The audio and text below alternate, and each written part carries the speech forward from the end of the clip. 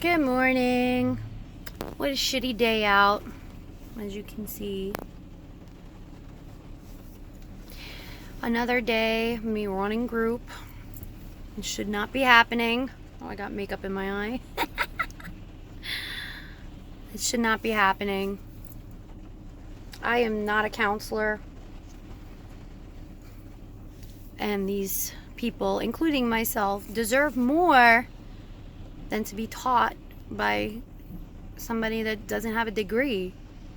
And I don't think we should be in this situation, and we shouldn't be taught anything. This is a meeting. This should be like any other AA or NA, or where we are just sharing and, giving feedback of everyday things, things we struggle with as addicts, things that, we can't really discuss with just anybody. But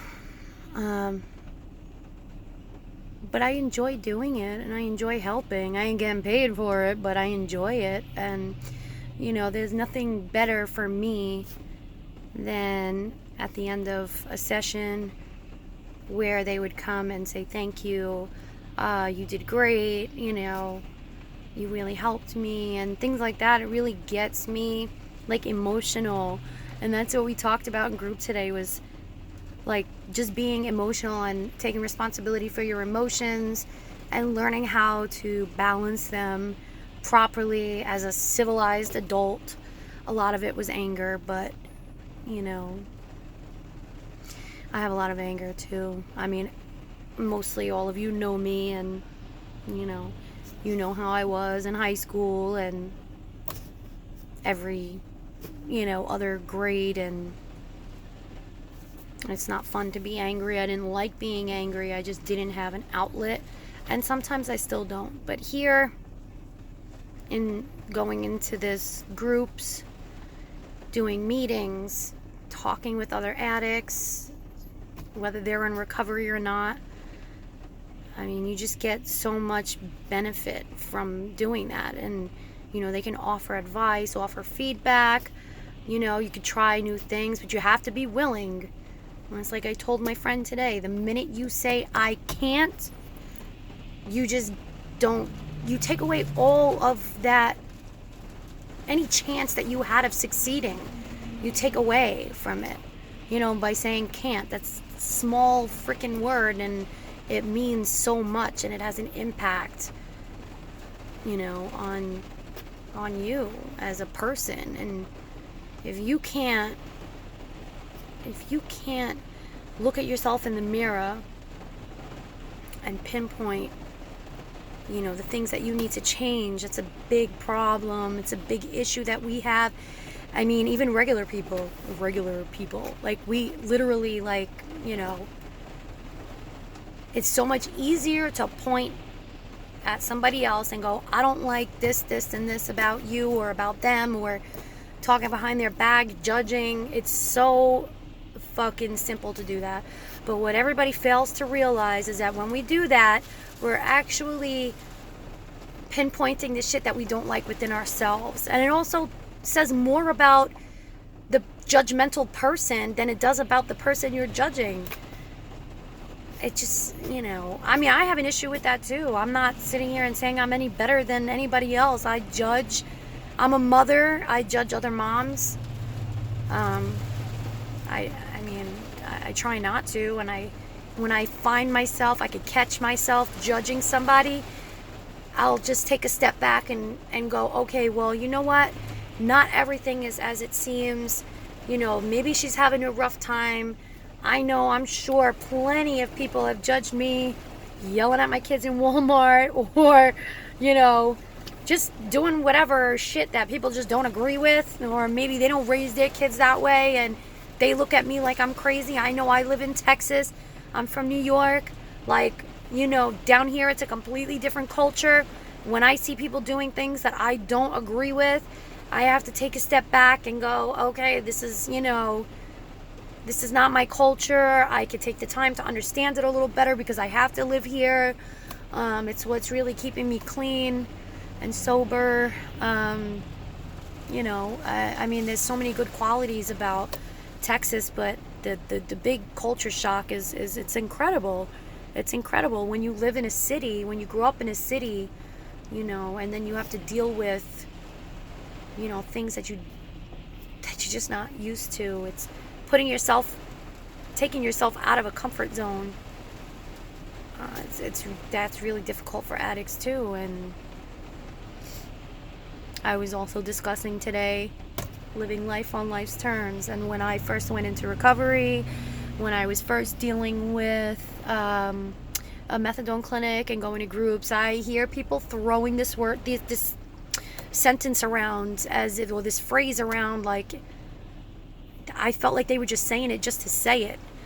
You'll notice in recovery, people talk a lot about repetitive things. They'll repeat what they hear, but it doesn't really click until you go through it and you finally understand it.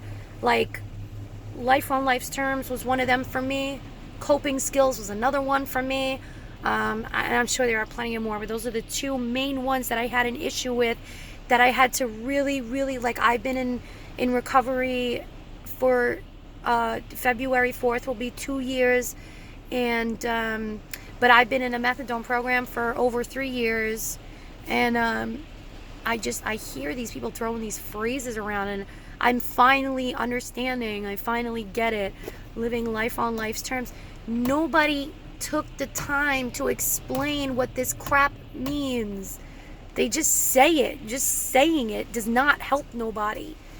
You could hear things in NA or meetings, group meetings. You could hear this and repeat it, but that doesn't do anybody that's new in recovery any good. And sometimes people who repeat it have been in recovery for a long time. Maybe they still don't understand. I mean, it's not cool to just throw words around. But anyway, going back to identifying emotions, it's really important because of living life on life's terms. You're going to feel every single emotion that you could think of that you probably can't pinpoint or identify. You have to sit, you have to clear your mind, you have to focus, close your eyes, meditate if you have to, and just go through the motions. Am I happy? What am I feeling right now? Am I happy? Am I sad? Am I upset? What am I upset about? Am I depressed? Why am I feeling this way? I mean, if you're having trouble, you can always pick up the phone and describe what you're feeling. And sometimes saying things out loud really puts things in perspective. When you say things in your head to yourself, it doesn't really have the same effect as when you say it out loud. The same thing with writing stuff down on a piece of paper. It has a huge impact. Like when you're writing this stuff down and saying it out loud, you are looking at it, you're hearing yourself. You're not just thinking, you're hearing yourself say it. Maybe it sounds great in your head, but it'll come out sounding dumb as shit, or the other way around. Maybe you think it sounds stupid, and then when you say it out loud, it could really, really impact somebody else and help them identify their feelings and emotions. And it's really, really, really one of the main things when you get clean that you're going to deal with. I am a super, super, super emotional person. And I don't have the tools, or I didn't have the tools to figure out, what I was feeling, how, and how to fix it, or, you are very important, people. You are in control of your emotions 100%. Nobody can make you feel anything.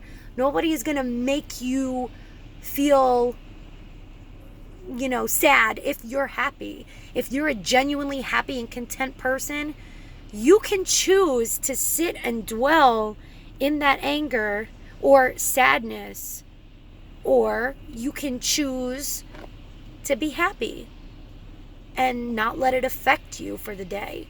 And yes, you can talk about it. You can talk about it because you are completely You have every right to feel. You are justified completely in your actions and the way that you feel. But how it comes out, that's where you're going to be looked at or judged by other people. And, you know, as addicts, you know damn well that we're the ones who judge ourselves the hardest in our own head. Like, we may not say it out loud to other people and admit that we're, like, fucked up and shit, because, you know, it takes a lot to say something out loud. But, you know, we beat ourselves up more than anybody could beat us up. Emotionally, verbally, mentally, sometimes physically. And it's a shame. But everybody has to know that there is somebody out there going through the same thing or similar thing as you. You are not the only one feeling what you're feeling. It's impossible. There's so many people, and especially so many addicts lately with this, you know, fucked up epidemic, regardless of whatever drug it is, heroin, coke, meth, whatever.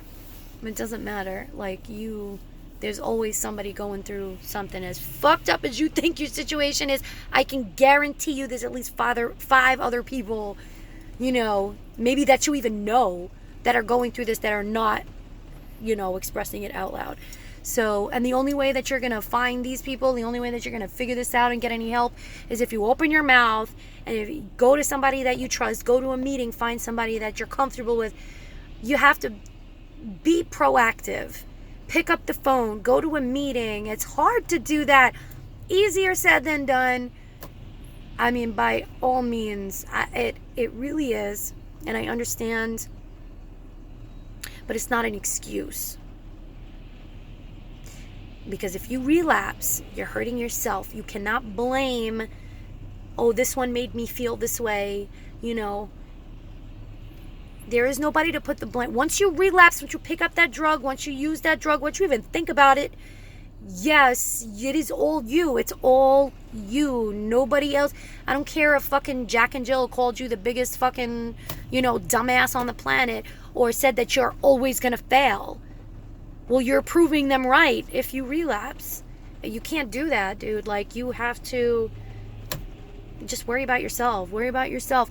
You should care about what you think of yourself, not what everybody else thinks of yourself, because everybody's going to judge. There's always going to be somebody who thinks they're better than you or better than everybody, you know, puts himself on a pedestal. Even other addicts.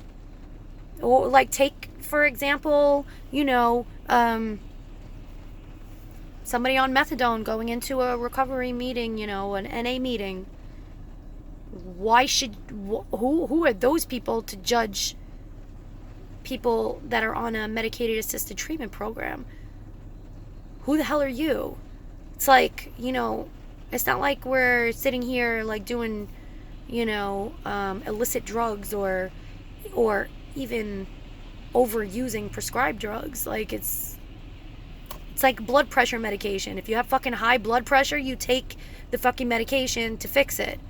You know, if there are people out there that are not strong enough to deal with the, you know, the withdrawals going cold turkey, who the fuck are you to judge them? It was not fun going through cold turkey, let me tell you. So you know that. I know that. So if somebody at the moment isn't strong enough to go through that detox, whatever helps them. It's called harm reduction for a reason. And that shit pisses me off, but again, I'm in control. These are my emotions. I'm taking responsibility for my emotions, and how I choose to deal with that situation. I never let it stop me. I never let it stop me from going to an AA or an NA meeting, because those meetings are for me. They're not for me. They're not for you in that sense. They're for me in that sense. I mean, if you're there to judge people, then you're there for the wrong reason. You know, it's like whatever it takes. Literally whatever it takes. And that's one of your sayings in NAAA. So I don't understand why, you know, You'd be so hard on somebody that's on a MAT program. Why shun an addict? Maybe you can help them wean off. But maybe, you know what? Maybe that person tried everything else and could not defeat those cravings. That's what methadone is for. It's to defeat those fucking cravings. Suboxone, same thing. If you know, I mean, come on, dude. Like, anyway, I'm gonna, stop right there. I'm gonna keep it moving. I hope everybody has a really great day. I hope I can help at least one person. I hope, that somebody could relate. That's the whole point of this. I am looking forward to people relating with the realness that I'm saying. I mean, if you don't agree with me, that's okay. This is strictly my opinion. I just believe that there's somebody else out there that I could help. And if I could just help one more person, I'm good. I did my job. I'm giving back what I have and what others have given me in recovery. I worked really hard to get where I'm at. February 4th, 2019, it'll be 2 years. And I have every intention on earth to make it to February 4th, 2019. I'm excited. I'm getting take-home bottles, I mean, I should have more, but that's another story. I didn't relapse. It was, I stopped going to an old clinic because it was really far. And I saved up enough of my methadone to get me to taper off. And then there was an issue with somebody stealing medicine out of my home. And anyway, I learned from that mistake. So I just hope everybody has a really good day. And stay positive. Remember, you're in control of your feelings. Remember that the minute you say can't, you take away any chance you had of being able to do what you wanted to do. And just don't forget that when we were in addiction mode, we thought of the craziest shit to get what we wanted, and we did it by any means necessary. So take that and apply that to your recovery. I know you can. You're smart, you're intelligent. Addicts in general, that's what we are.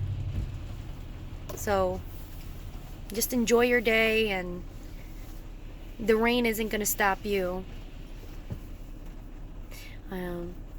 Anyway, see ya. I hope you continue watching.